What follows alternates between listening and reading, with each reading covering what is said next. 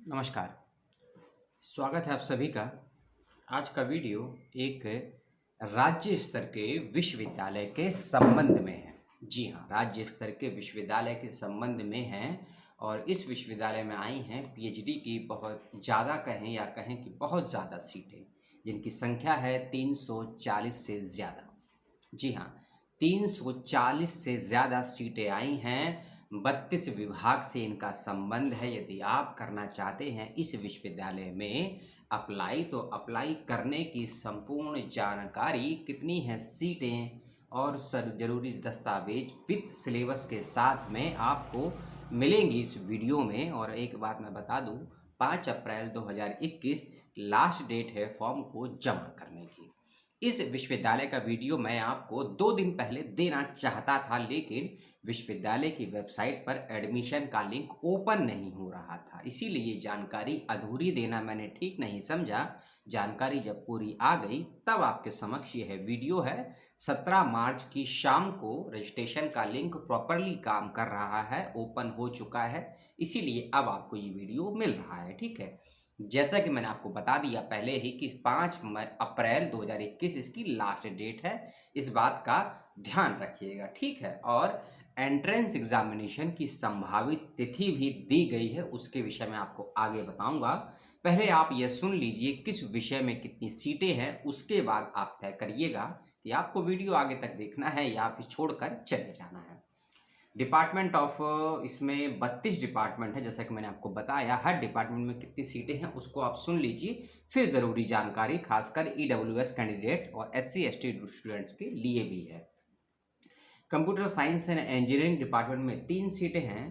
Production and industrial engineering में 26 सीटें हैं। केमिकल इंजीनियरिंग में 11, मैकेनिकल इंजीनियरिंग में 15 सीटें हैं। आर्किटेक्चर एंड टाउन प्लानिंग में 4 सीटें हैं। और फिर है इसमें मीनिंग इंजीनियरिंग में 6 हैं। इलेक्ट्रॉनिक में 13 हैं। इलेक्ट्रॉनिक्स एंड कम्युनिकेशन में 3, स्ट्रक्चर इंजीनियरिंग में 20 और सिविल इंजीनियरिंग में 5।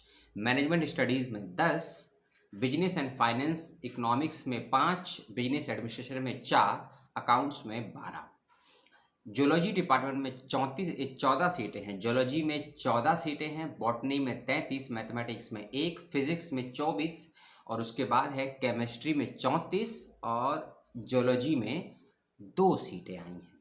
उसके बाद फिर चलते हैं जर्नलिज्म एंड मास कम्युनिकेशन में 2, पॉलिटिकल साइंस में 1, फाइन आर्ट्स में 4, म्यूजिक में 4, फिलोसफी में 3, ज्योग्राफी में 13 और इकोनॉमिक्स में 4, सोशोलॉजी में 4, हिंदी में 24, हिस्ट्री में 17, साइकोलॉजी यानी कि मनोविज्ञान में 3 और इंग्लिश में 7 सीटें हैं।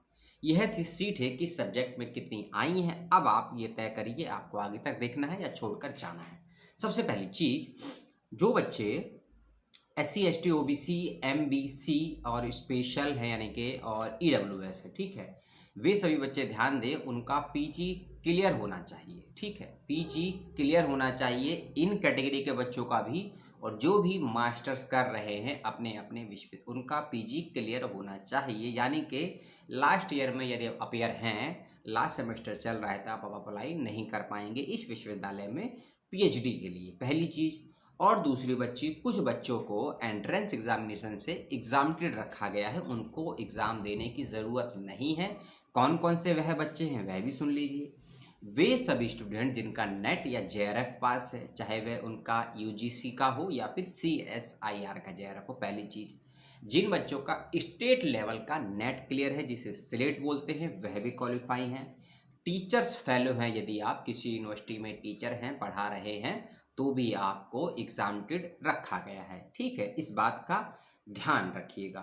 और अगली चीज और सुन लीजिए आप, और क्या है इसमें, यह है कि लास्ट डेट इसमें फॉर्म भरने की दी है 5 अप्रैल, जैसा कि मैंने आपको बताया। एंट्रेंस की डेट जो दी है संभावित, वह है 21 से लेकर 25 अप्रैल 2020 के बीच में। जी हाँ, इस डेट के बीच में आपको एग्ज़ाम हो सकता है, होगा ही ये नहीं कहा गया है, हो सकता है, संभावित डेट है, इस बात का ध्यान रखिएगा। और एक इसमें जरूरी चीज़ दी गई है कि जो भी 40% से अधिक डिसेबल बच्चे हैं, 40% से अधिक डिसेबल बच्चे हैं, उनको रजिस्ट्रेशन फीस में छूट दी गई है। ठीक है, उनको छूट दी गई है 1000 रुपये तक की। ठीक है, 1000 रुपये तक की छूट दी गई है रजिस्ट्रेशन में। जो भी 40% या उससे अधिक डिसेबल बच्चे हैं, इस बात का ध्यान रखिएगा।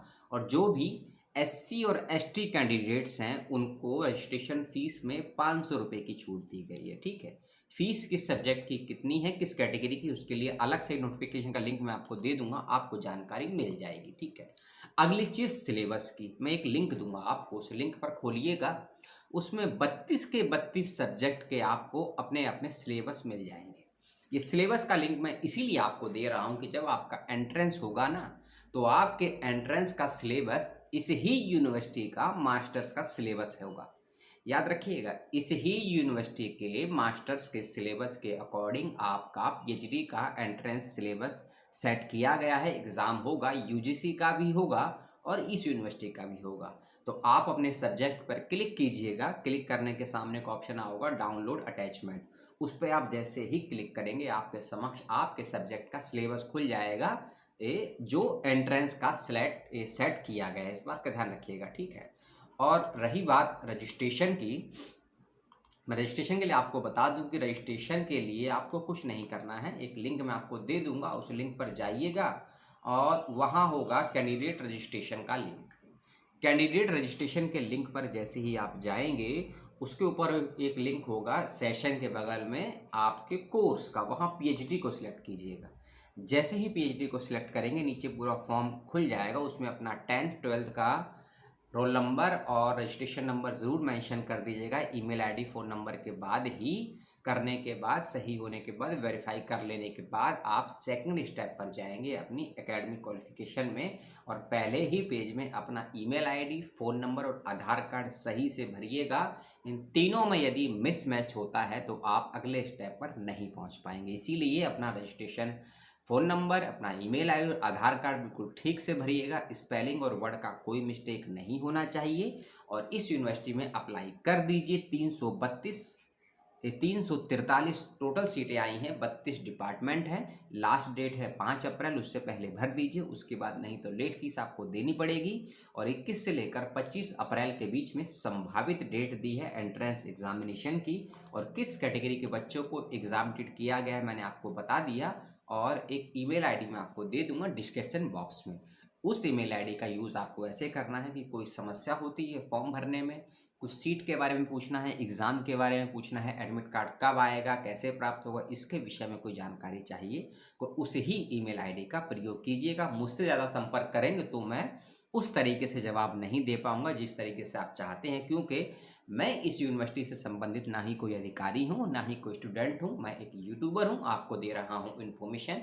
इस बात का ध्यान रखिए। लेकिन जो इन्फॉर्मेशन मैंने आपको दी है उसको लेकर कोई सवाल जवाब हो तो कमेंट बॉक्स में अपना सवाल छोड़ दीजिएगा और अपना फ़ोन नंबर छोड़ दीजिएगा व्हाट्सएप वाला, तो मैं आपसे संपर्क कर लूँगा। इस बात का ध्यान रखिए। तो जय नारायण व्यास यूनिवर्सिटी जोधपुर में जो कि इस्टेब्लिश्ड है, इसमें अप्लाई कीजिए, बहुत जल्दी कीजिए। और जितनी ज़्यादा सीटें हैं ना, उतने ही मौके कम हैं आपके पास, क्योंकि जब सीटें ज़्यादा होती हैं तो एप्लीकेशन लाखों में आते हैं।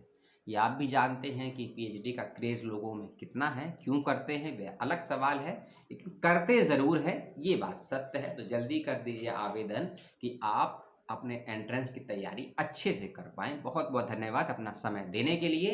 अपना और अपनों का ख्याल रखिए। सरकारी नीति नियमों का पालन करते हुए अपने अधिकारों का भी पालन कीजिए। बहुत बहुत धन्यवाद। जय हिंद, जय भारत, सलाम।